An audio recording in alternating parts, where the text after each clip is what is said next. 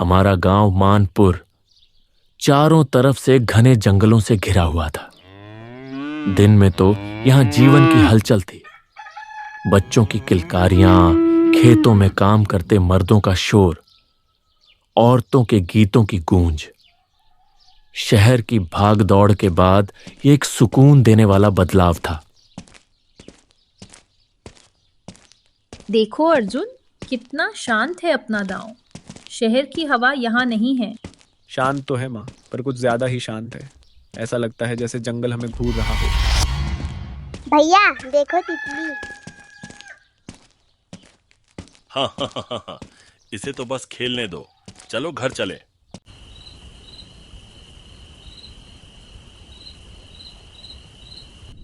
माँ, सब लोग इतनी जल्दी दरवाजे क्यों बंद कर लेते हैं, जैसे किसी चीज से डर रहे हो। गांव के बड़े बुजुर्ग कहते हैं, रात काली शक्तियों की होती है। ये शक्तियां इंसानों को उनके घर के भीतर भी डूब सकती हैं। अरे तुम भी बच्चों वाली बातें लेकर बैठ गई। ये सब पुरानी कहानियां हैं। अर्जुन, तुम इन पर ध्यान मत दो। इस डर की सबसे बड़ी वजह थी एक बूढ़ी औरत, जिसे गांव वाले गंगाबाई कहते थे। जब मैं शहर से लौटा तो मैंने इन सब बातों पर ध्यान नहीं दिया। मुझे गंगाबाई की कहानी बस एक पुरानी लोक कथा लगी। माधुरी, मेरी प्यारी बहन, गांव के शांत वातावरण में बहुत खुश थी। उसकी हंसी पूरे घर में गूंजती थी।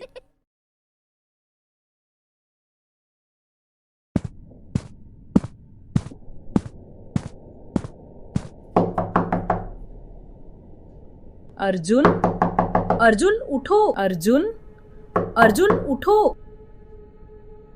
क्या हुआ माँ, सब ठीक है? माधुरी को देखो, वो ठीक नहीं लग रही।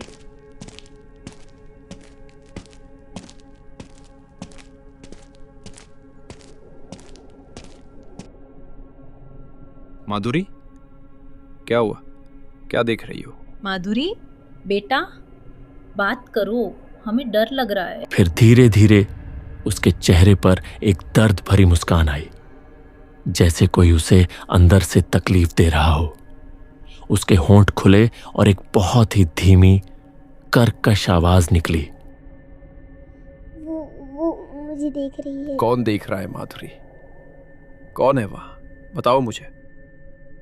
माधुरी धीरे से अपनी उंगली उठाकर खिड़की की ओर इशारा करती है। अर्जुन तेजी से खिड़की के पास जाता है और बाहर देखता है। बाहर घने अंधेरे के सिवा कुछ नहीं है।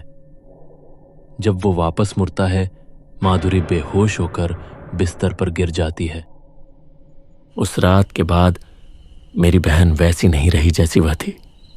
यह तो बस शुरुआत थी। बुखार तो बहुत तेज है, पर मैंने सारी जांच कर ली है। खून में कोई इन्फेक्शन नहीं है, कोई बीमारी नहीं है। मैं खुद हैरान हूं। लेकिन डॉक्टर साहब, इसकी हालत तो बिगड़ती जा रही है। ये कुछ खा पी भी नहीं रही है। मैं कुछ दवाइयां दे रहा हूं, लेकिन आपको इसका ध्यान रखना होगा। मुझे ये मामला समझ नहीं आ रहा। एक रात मुझे माधुरी के कमरे से एक अजीब सी आवाज सुनाई दी।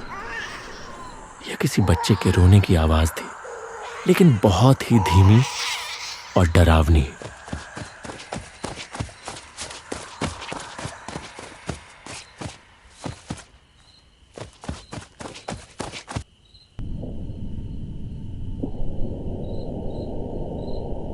माधुरी, माधुरी,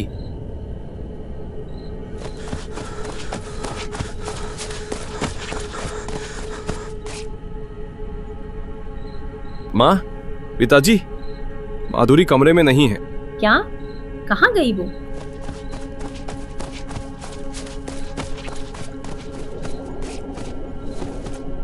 कहाँ चली गई वो?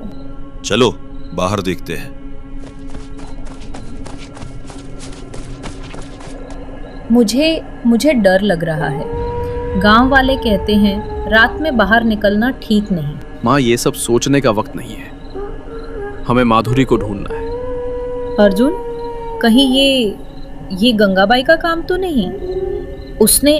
उसने हमारी बच्ची पर काला जादू कर दिया है। नहीं माँ, आप ऐसा कैसे सोच सकती हैं? वो बस एक बूढ़ी औरत है। मैं इस बात को मानने को तैयार नहीं था, लेकिन मेरे अंदर एक अजीब सा डर भर गया था। मेरी टॉर्च की रोशनी जंगल की तरफ गई और मुझे कुछ नजर आया। वो रही माधुरी।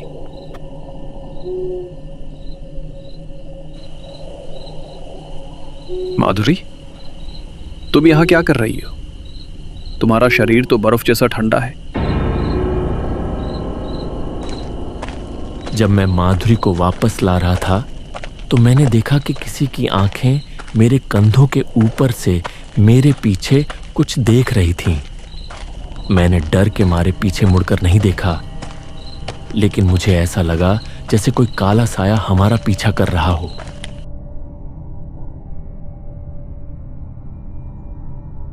ये कोई शारीरिक बीमारी नहीं है। इस पर किसी ने बहुत शक्तिशाली काला जादू किया है। कोई बहुत ही खतरनाक टोन ही उसने तुम्हारी बेटी पर अपना साया डाल दिया है। कौन? किसने ऐसा किया होगा? हमारे गांव में ऐसा कौन कर सकता है? गांव में सब जानते हैं, पर कोई नाम नहीं लेता। ये गंगाबाई का काम है, उससे बचकर रहना। मैं इस बात को मानने को तैयार नहीं था। गंगाबाई ऐसा क्यों करेगी? मेरे अंदर का डर मुझे उसके घर जाने को मजबूर कर रहा था। मैंने सोचा कि मैं सीधे उसे बात करूंगा।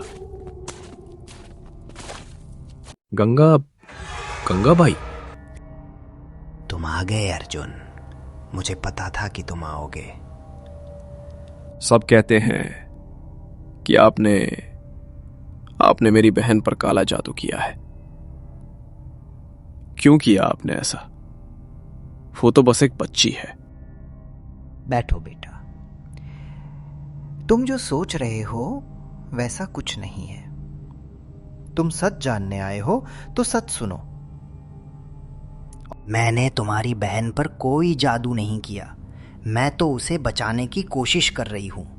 ये मूरत तुम्हारी बहन नहीं, उसकी आत्मा की परछाई है, और इस पर किसी और का साया है। किसी और का साया? पर किसका? गांव वाले मुझे टोन ही समझते हैं, लेकिन सच ये है कि मैं इस गांव की रक्षक हूं। सालों पहले एक शक्तिशाली काली शक्ति ने इस गांव को श्राप दिया था। मेरे पूर्वजों ने उसे रोका था। मैं उसी खानदान से हूं। मैं तुम्हारी बहन को उस बुरी शक्ति से बचाने के लिए पूजा कर रही थी। किसी और का साया? किसका? ये काम महाबली का है। महाबली? वो तो सिर्फ एक कहानी थी। वो सच है। वो एक ऐसा शक्तिशाली टोनहा है जो अमर होने के लिए शुद्ध आत्माओं को अपने वश में करता है। तुम्हारी बहन की आत्मा बहुत पवित्र है। वो उसे अपने लिए एक नया शरीर बनाना चाहता है। तो क्या कोई रास्ता नहीं है? क्या मेरी बहन? एक रास्ता है, बहुत खतरनाक रास्ता। तुम्हें महाबली के वास पर जाना होगा और उसकी पूजा को रोकना होगा। मैं ये कैसे करूंगा? मैं तो एक साधारण इंसान हूं। तुम्हारे अंदर हिम्मत और सच्चाई है, वही तुम्हारी सबसे बड़ी शक्ति है। बैठो बेटा। तुम जो सोच रहे हो वैसा कुछ नहीं है। तुम सच जानने आए हो तो सच सुनो। ये लाल धागा उसे बुरी शक्तियों से घेरेगा। ये काली मिट्टी उसकी शक्ति को क्षण भर के लिए कमजोर करेगी। और ये पवित्र जल है, लेकिन सबसे जरूरी है ये मंत्र। ये रक्षा मंत्र है। इसे सिर्फ शुद्ध मन वाले ही बोल सकते हैं। ये तुम्हारी आत्मा की शक्ति को जगाएगा। जाओ बेटा, तुम्हारे पास ज्यादा समय नहीं है। अगली पूर्णिमा से पहले तुम्हें ये करना होगा। अगली रात मैं अपनी हिम्मत बटोर कर महाबली के घर की ओर चला। जैसे जैसे मैं जंगल में अंदर जा रहा था, मुझे लगा जैसे हर पेड़, हर पत्ता मुझे घूर रहा है।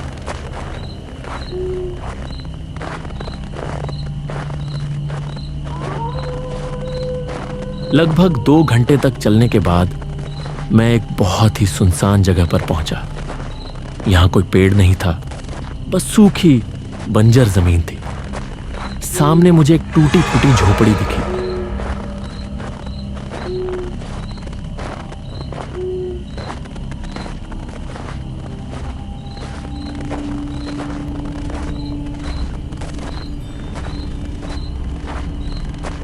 आ ही गए तुम अपनी मौत का स्वाद चखने। मेरी बहन को छोड़ दो दरिंदे। छोड़ दो? अरे वो तो अब मेरी है। उसकी आत्मा मेरे इस पुराने शरीर को नई जिंदगी देगी। और तुम मुझे रोकोगे? एक कीड़े की तरह मसल दूंगा तुम्हें।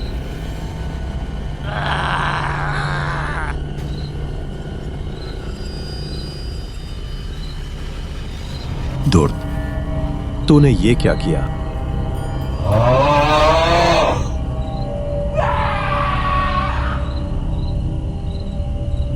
तुम जैसे हजारों आए और गए, महाबली को कोई नहीं रोक सकता। मुझे लगा कि यह मेरा अंत है।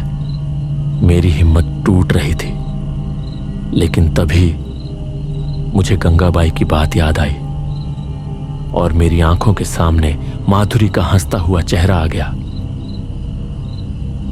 ओम कालकालाय कर्पूर भूताय नमः, छिन्न छायाय रक्तदाताय महाभयाय नमः। ये रक्षा मंत्र तू इसे कैसे जानता है? घोर रात्रि, श्मशान वासिनी, भूत प्रेत पिशाचिनी, सर्वम सम्मोहनम कुरु स्वाहा। रुक जाओ, मैं तुम्हें सब कुछ दूंगा। शक्ति, धन, बस रुक जाओ। मुझे कुछ नहीं चाहिए, बस मेरी बहन की जिंदगी वापस कर दो। मैं सर्व बाधा निवारणाय महाशक्ति स्वरूपाय अघोराय अघोर रूपाय शिवस्य आज्ञा विष्णोः बलात् देव देवेश्वर महाकाल मम गृहे मम देहे मम ग्रामे भूत प्रेत पिशाचो नश्यतु स्वाहा। एयम ह्रीं एम ह्रीं एम ह्रीं। उसकी काली शक्तियां खत्म हो गईं।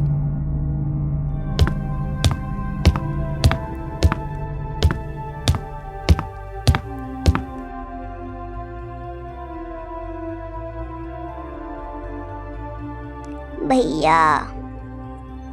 माधुरी, तुम ठीक हो? उस दिन के बाद मानपुर गांव में कभी भी किसी टोनही का डर नहीं रहा। गांव वालों को जब सच्चाई पता चली तो गांव के लोग गंगाबाई से माफी मांगी और उसका धन्यवाद किया।